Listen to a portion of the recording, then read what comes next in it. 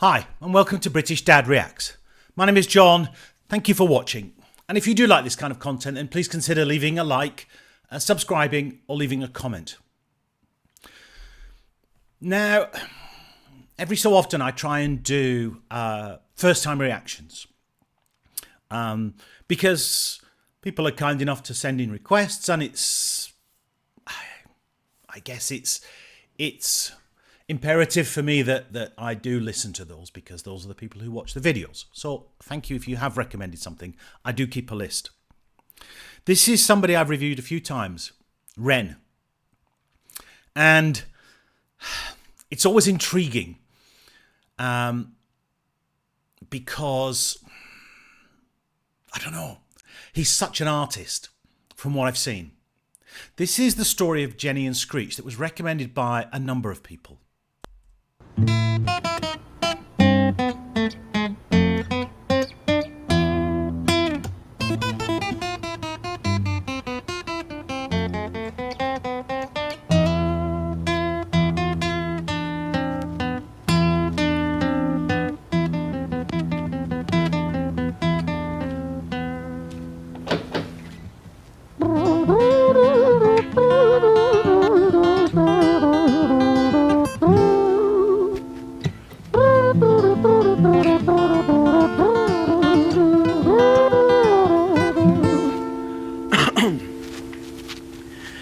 It was a quiet, dark night in an empty street somewhere in London City.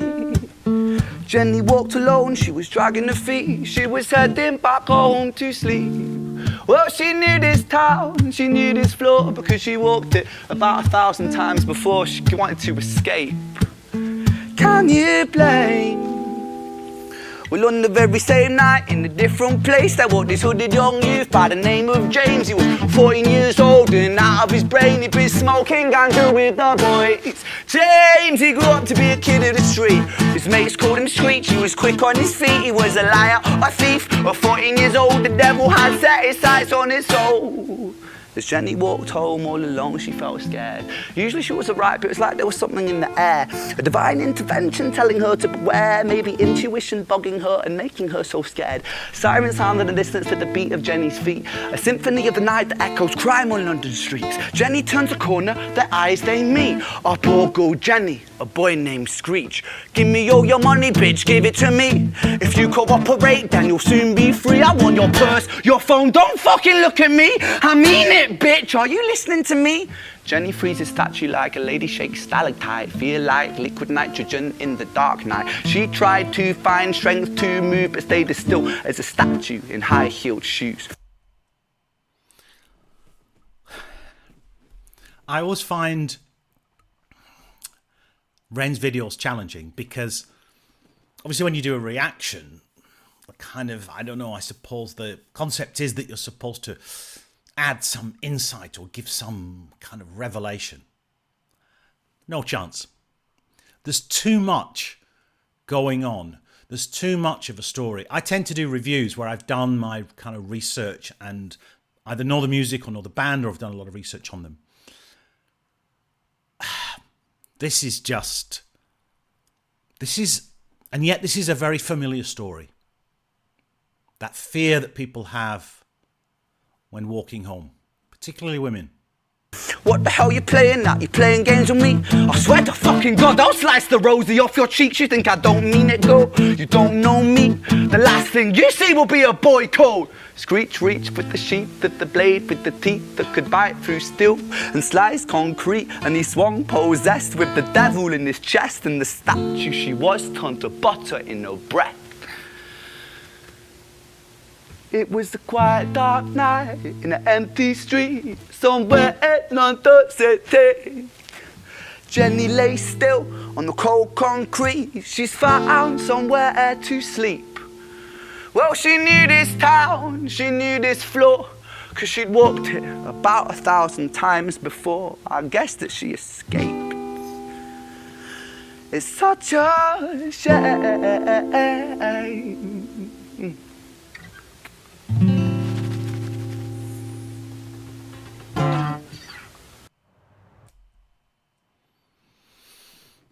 Okay, I guess that's the first part of it. And I know this is a trilogy, as many people have been kind enough to tell me on previous video reactions.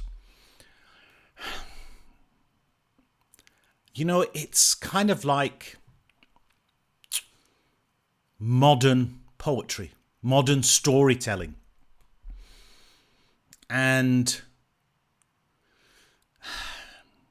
that ability to understand something from someone else's perspective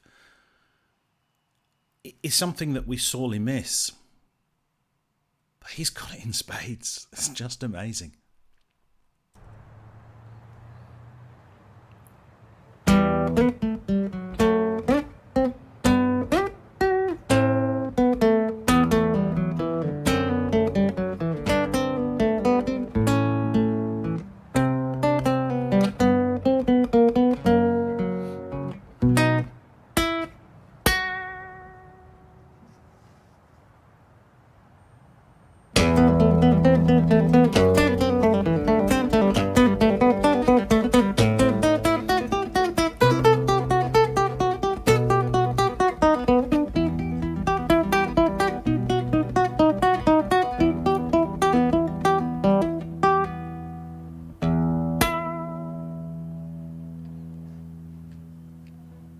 Our story, it starts right at the end of the life of poor Jenny, clocked out like Big Ben.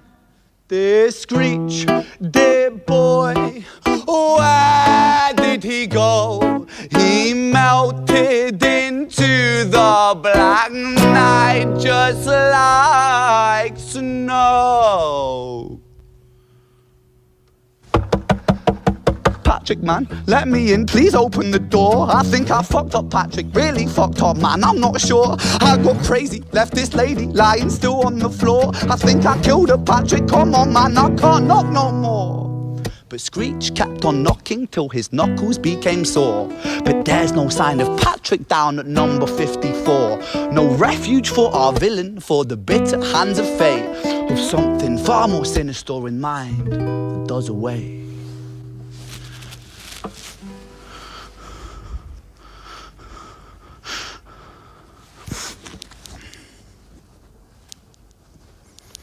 Hey, babe, are you in? Nah, nothing really, I'm just a bit tired, listen. Can I swing around yours for a few moments? I just really miss you, babe. What the fuck do you mean you're busy? You fucking bitch! For fuck's sakes!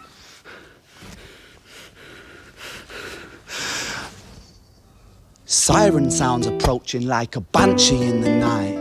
The shrill cry of justice cutting like the sharpest knife. But Screech was never one to run, not one to miss a fight. One hand upon his blade, he turned to face the blue lights. Come on then, you fucking cunts, let's fucking have you then. I am Screech, I'm the boss, I'm the ender of men. You think that uniform you're wearing means that you own these streets? These are my fucking streets, and they call me fucking Screech. Richard was an officer who stood at 6'3", working London on the night shift. What he didn't think he'd see was a boy running at him like an animal possessed. With no time to hesitate, he fired 4 bullets at Screech's chest.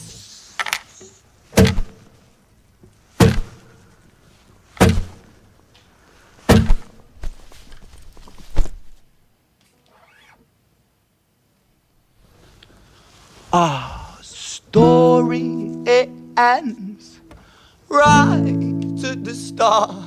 Young Screech and poor Jenny lying 1 street apart. An officer shaken by the boy that he claimed. 2 bodies lay lifeless, and it's such a shame. It's such a shame.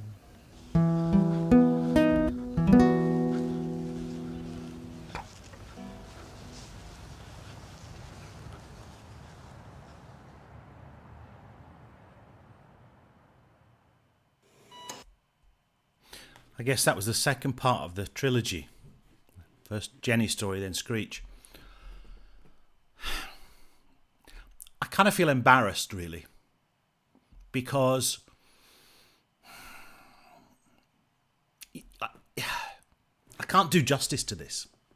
I can't do it justice. It just has profound insights that have been turned into a coherent, legible story that resonates with so many people. We all hear or see, or maybe even know people like this, like Jenny and Screech. Those situations of innocence and the situations of aggrieved people and the difficulties of the people who have to manage them. And in this case, even the smallest description, a police officer, 6'3". It's the details that really make Ren stand out. Just incredible.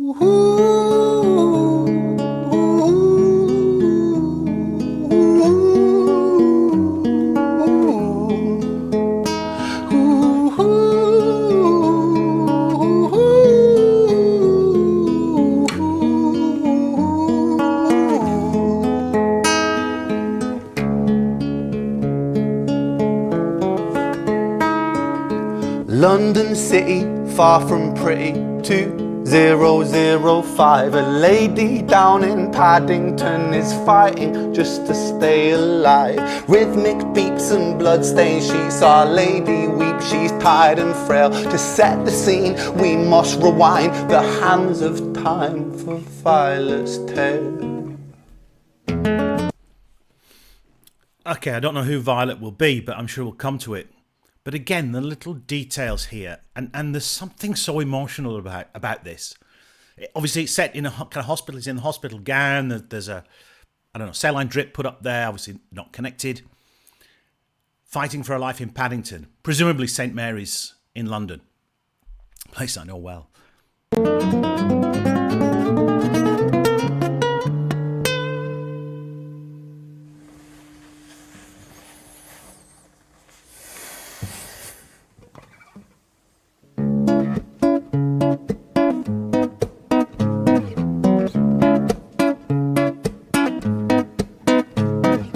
Violet was a silent girl, grew up with violent starts. Her mother was a drinker and her father was a bastard.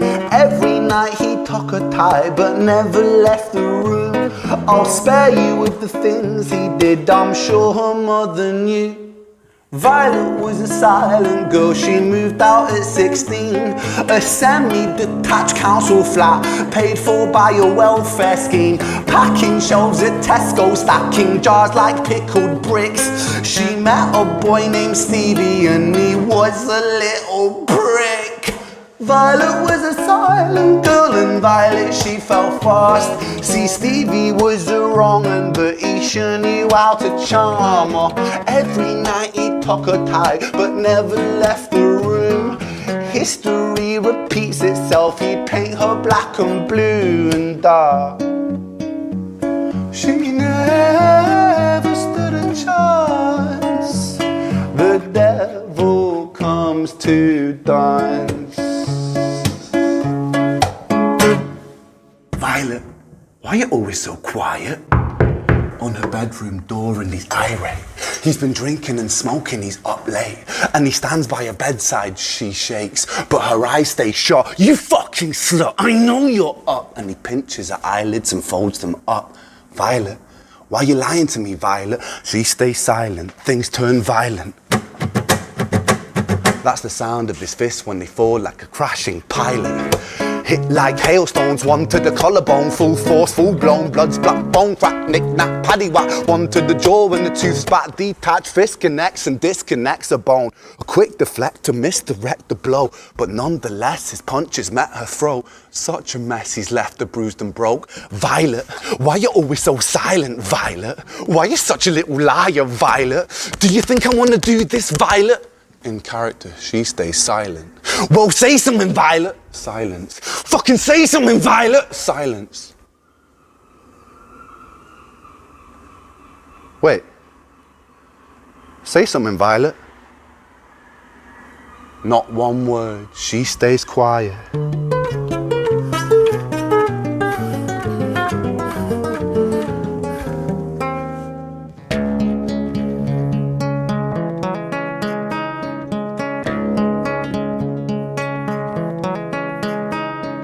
London City, far from pretty, 2005. A lady down in Paddington is fighting just to stay alive. The doctor, in a state of shock, saw something here so very wrong. See, Violet, she was pregnant. Poor Violet, she was 9 months gone. Turning to the doctor, Violet broke her silence and she cried, if I'm to die right here tonight, please let my baby stay alive. The doctor soon regained composure, called the surgeon to come in. As Violet's world turned to black, the curtains closed, the lights went dim. In London City, far from pretty, 2005. A lady down in Paddington just lost the fight to stay alive.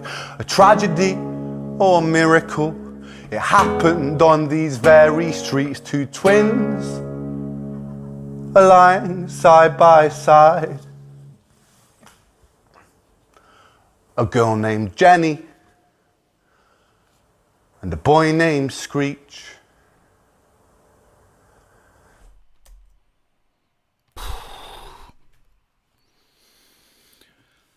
I think I could watch that 100 times and pick out 100 different details or intonations or links or situations. It just...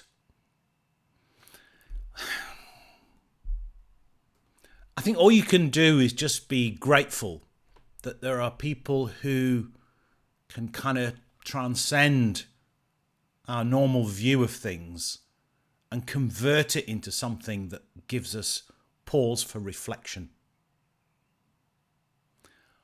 And the cleverness, I guess, in bringing it back at the end to these twins, Jenny and Screech, which I assume were the children of Violet. And yet then somehow, obviously, Screech kills Jenny. I don't know. There's a paradox in there, which for me on first hearing is way beyond what I could even, I don't know, collect or collate or understand. But this is just... This is why Ren has so many followers and so many dedicated fans. And for those who don't know Ren, who haven't seen my videos on him before, I mean, check them out or go to his website and see his music. There's not many artists who can draw you in, keep you in, tell you a story. You could almost make that story into some kind of Tales of the Unexpected film or short film.